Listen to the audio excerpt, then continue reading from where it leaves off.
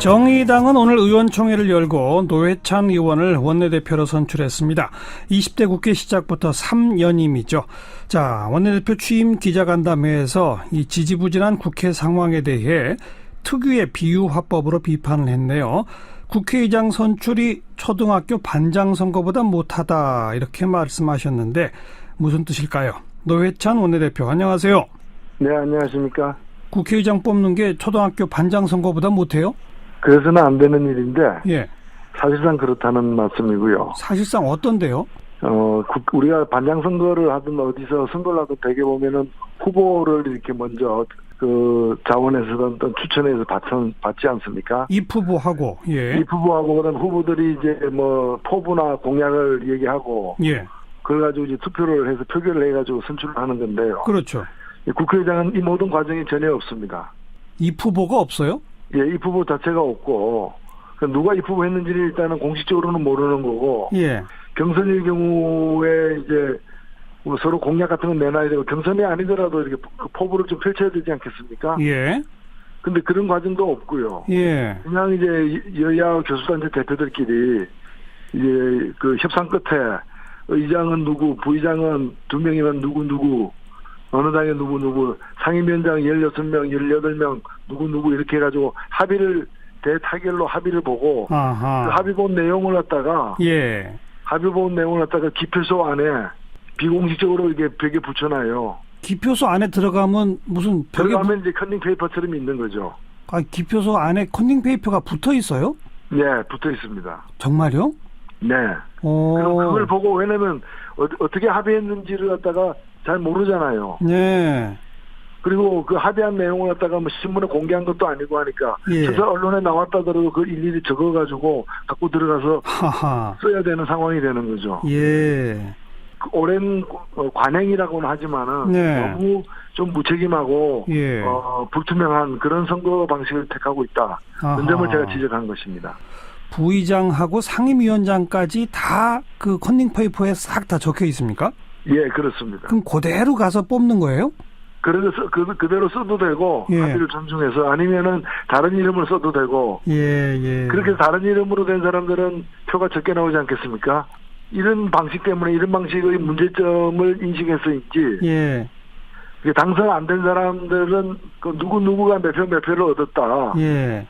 이걸 공개를 안 합니다. 네. 결국 이제 짬짬이 선거고 깜깜이 선거입니다. 국회의장 선출에 관한 규정도 없어요, 국회법에? 네. 아, 그래요? 어떻게 바꾸는 게 좋을까요, 이거?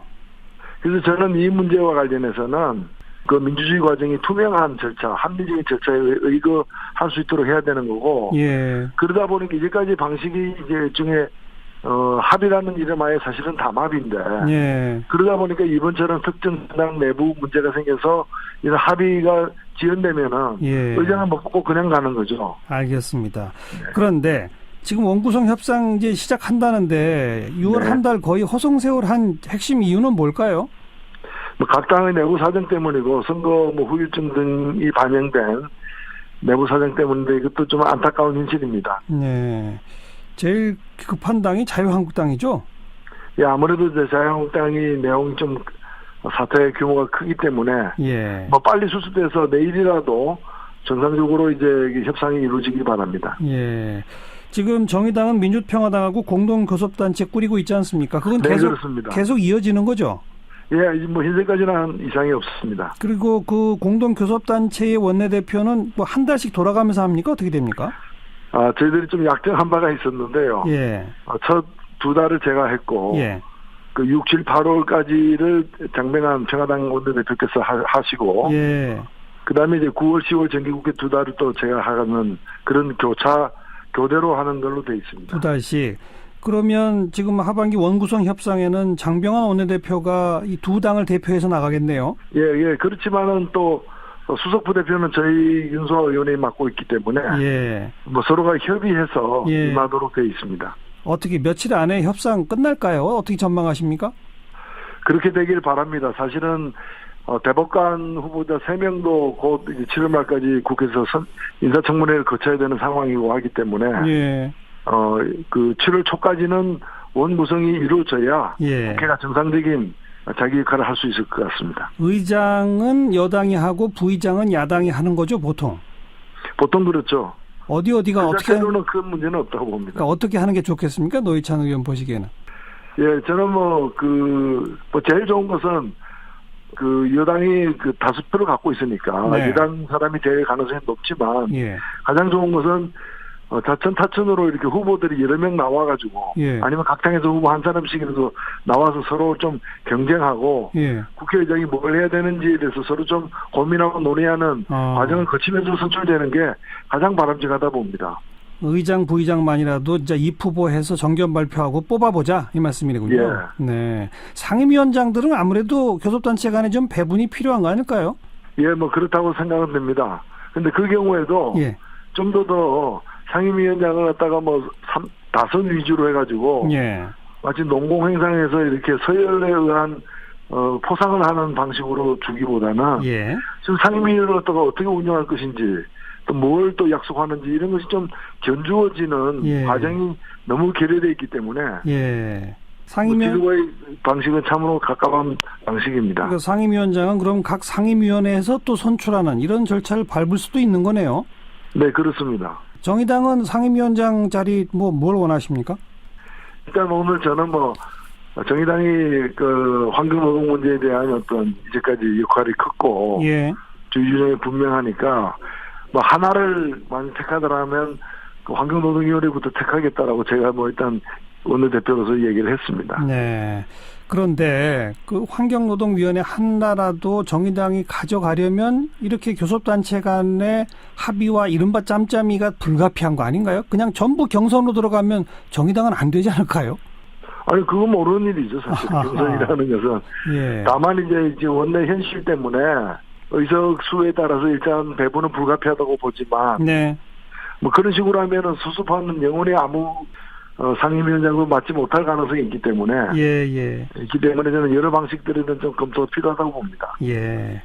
자, 환경노동위원회를 원한다 이 말씀까지 들었고 노동 문제 얘기 나온 김에 지금 고용노동부가 이명박 정부 박근혜 정부 사이에 양대 노조 파괴하려 한 정황이 있어서 이채필 전 장관 지금 소환하고 검찰이 수사하고 있지 않습니까? 이거 어떻게 보세요? 네네.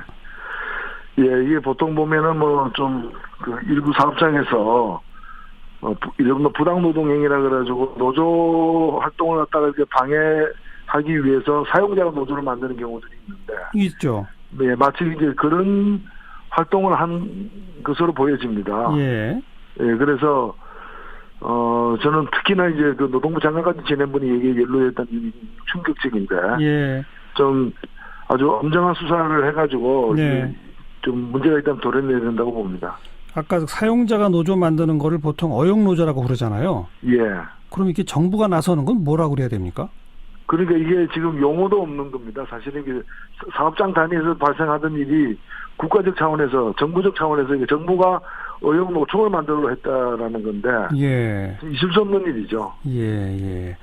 그리고 전교조 문제에 대해서는 현 정부가 지금 잘못 대처하고 있다고 비판하셨네요.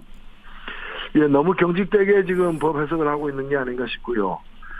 이게 지금 대표적인 박근혜 정권의 적폐 조치인데, 예. 이것을 정부가 잘못된 조치, 행정처분을 갖다가 바로잡을 의무가 있는 것인데, 예. 이걸 정부가 관여하지 않고 사법부의 판결에 맡기겠다. 예. 몇 년을 더 기다려야 되는 문제인데, 예. 아니면은 국회에서 법을 바꿔라.